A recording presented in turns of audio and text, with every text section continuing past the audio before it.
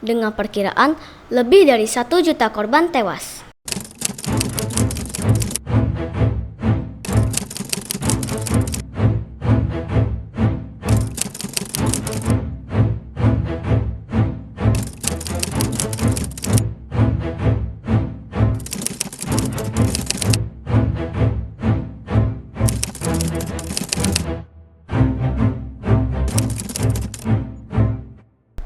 Hai Besti Podcast Pelita Raya, welcome back to the Pelita Bercerita, little bit of your story.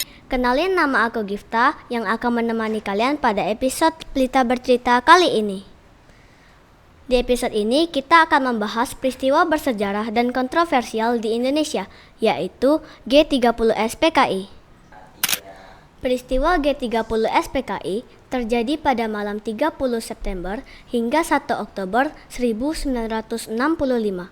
Ketika 6 jenderal dan 1 perwira diculik dan dibunuh oleh kelompok yang menamakan diri mereka Gerakan 30 September. Insiden ini memicu perubahan besar dalam politik Indonesia dan menandai runtuhnya pengaruh PKI, Partai Komunis Indonesia. Saat itu, Indonesia tengah mengalami konflik ideologis antara 3 kekuatan, nasionalis, agama, dan komunis. PKI dengan dukungan Presiden Soekarno menjadi kekuatan politik besar, namun hubungan mereka dengan Angkatan Darat menjadi tegang. Ketegangan ini memuncak dengan G30S, di mana gerakan tersebut membunuh Letjen Ahmad Yani, Menteri Panglima Angkatan Darat, dibunuh di rumahnya saat melawan penculik. Maijen R. Suprapto diculik dan dibunuh. Maijen M.T. Haryono juga diculik dan dibunuh. Maijen Siswondo Parman diculik dan dibunuh. Brigjen D.I. Panjaitan dibunuh di rumahnya setelah melawan. Brigjen Sutoyo Siswo Miharjo diculik dan dibunuh.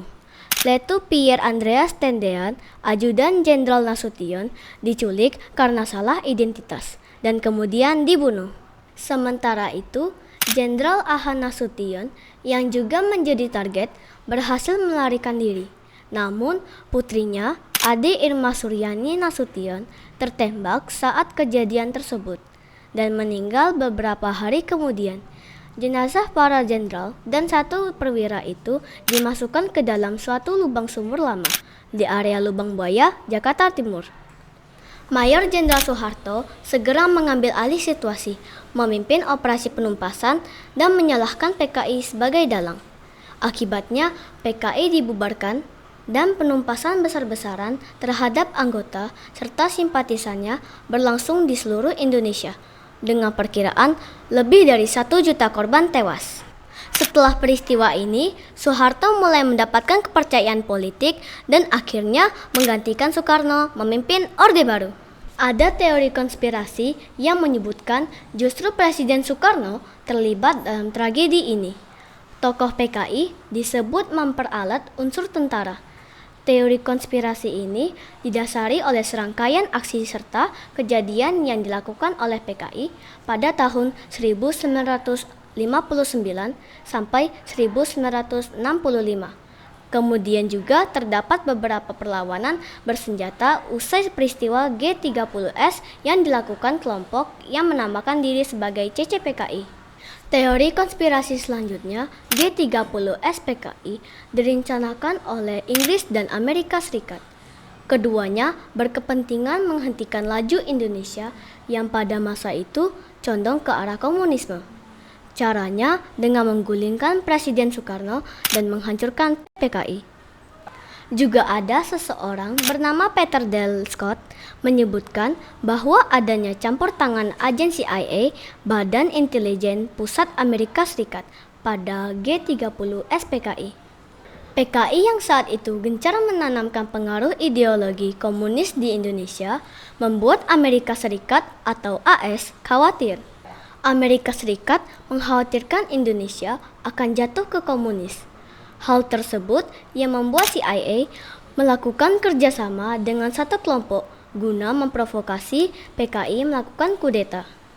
Dan juga ada teori konspirasi yang mengatakan bahwa saat itu di internal TNI Angkatan Darat terjadi 2 kubu besar. Kubu pertama terdiri dari perwira golongan muda atau Progressive Revolusioner. Sementara kubu lainnya adalah para komandan atau reaksioner TNI Angkatan Darat yang disebut-sebut bersekongkol dengan pihak asing untuk menggulingkan Presiden Soekarno karena kebijakan-kebijakan progresifnya. Jadi, peristiwa G30 SPKI ini merupakan peristiwa kompleks yang melibatkan berbagai faktor, termasuk perpecahan internal di tubuh TNI Angkatan Darat, ambisi PKI untuk berkuasa, dan pengaruh kekuatan asing. Meskipun terdapat berbagai teori konspirasi yang berusaha menjelaskan peristiwa ini, hingga saat ini belum ada kesimpulan pasti mengenai dalang dan penyebab sebenarnya. Peristiwa G30 SPKI ini mengingatkan kita akan pentingnya menghormati hak asasi manusia dan menolak segala bentuk kekerasan. Nah, itulah ceritaku pada hari ini. Semoga kita bisa bertemu di Pelita Bercerita berikutnya. Dadah Besti!